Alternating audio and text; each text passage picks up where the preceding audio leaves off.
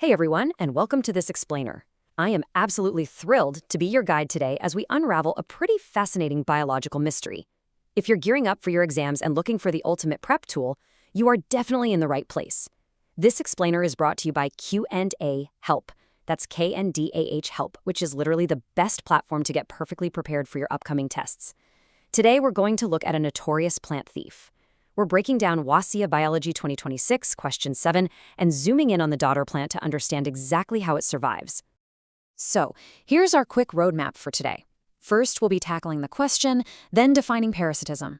After that, we'll eliminate the wrong options, dive into the Haustoria structure, jump into some quick quizzes, and wrap up with how to keep studying with Q&A. All right, section 1, tackling the question. Let's just dive right in. To conquer any WAEC exam, that's WAEC for those of you taking it, you've got to look closely at the exact wording. Here's the question as it appeared. A Dodder plant is a parasite because it, option A, possesses a thin twining stem, B, is found on farmlands, C, bears flowers, or D, possesses Haustoria. Now, I want you to focus all your attention on one vital keyword here, parasite. That single word is your absolute key to unlocking the right answer. Moving on to section 2, defining a plant parasite. Before we even start looking at the options and guessing in the dark, let's step back a second. What exactly are we looking for when we say parasite? Well, in biology, a parasite is an organism that gets its nourishment, its food and water, straight from another living organism, and it almost always harms it in the process. In our scenario, the Dodder plant is the parasite, and the healthy green plant it wraps itself around is what we call the host. The Dodder is entirely dependent on that host to survive. Section 3. Eliminating the wrong options. Let's see how our definition builds a strategy to narrow down our suspects. What's kind of sneaky here is how examiners try to trick you with facts that are completely true about the Dodder plant, but just don't answer the specific question.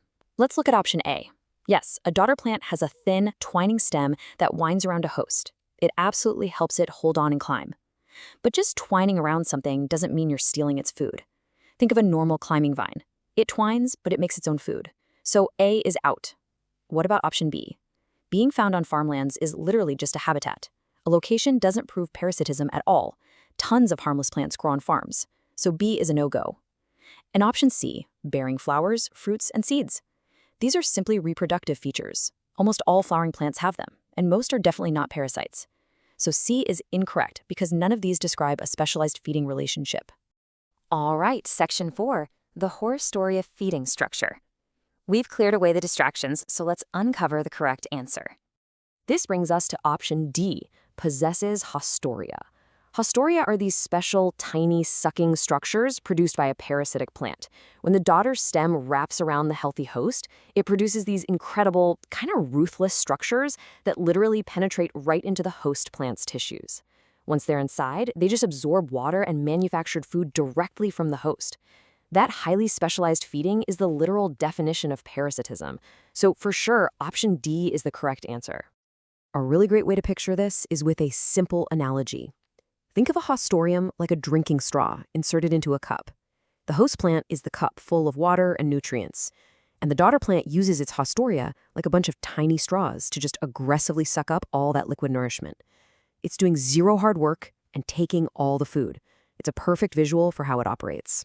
Now, I want to share a massive exam shortcut with you. In biology exams, whenever they ask you why an organism is a parasite, you always look for its specific feeding structure in the options. It's a total pattern. For the Dodder plant, it's the Haustoria. If they ask about a tapeworm, you look for hooks and suckers. If they ask about a tick, you look for piercing and sucking mouthparts. It all comes down to exactly how they steal their food. To make absolutely sure you lock this in your brain for exam day, here's a quick memory trick. H for Haustoria, H for host. Whenever you see a question about a plant drawing nutrients from a host, just remember those two H's go together. Haustoria connect to the host. You're definitely not going to forget that now. Section 5, quick quizzes and recap. Okay, it's time to put on your thinking caps. Let's test what we've just learned with some rapid-fire review questions. Here's our first quick quiz. Which structure enables a parasitic plant to absorb nutrients from its host? Is it A, stomata, B, Haustoria, C, petals, or D, root hairs? Got your answer? If you chose B, Haustoria, you nailed it. Those are the specialized structures that penetrate the tissues to steal that nourishment. Let's try another one.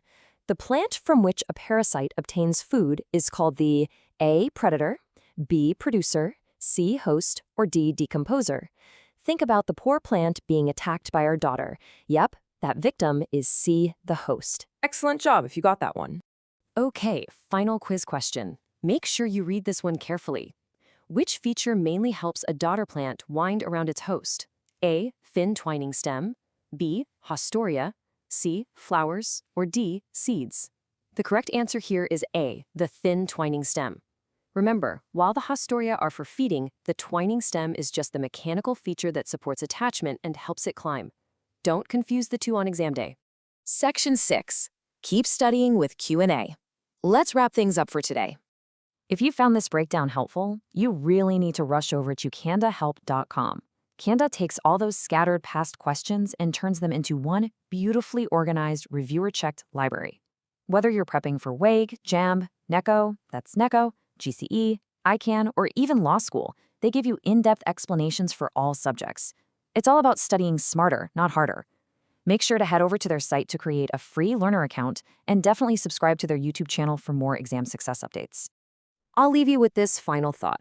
If the Dodder plant can evolve tiny biological straws to just drink a host plant's food, what other clever, invisible feeding structures might be hiding in the natural world around us?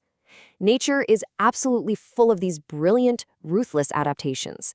Keep asking questions, keep studying, and keep exploring. Thanks so much for joining me on this explainer, and I'll catch you next time.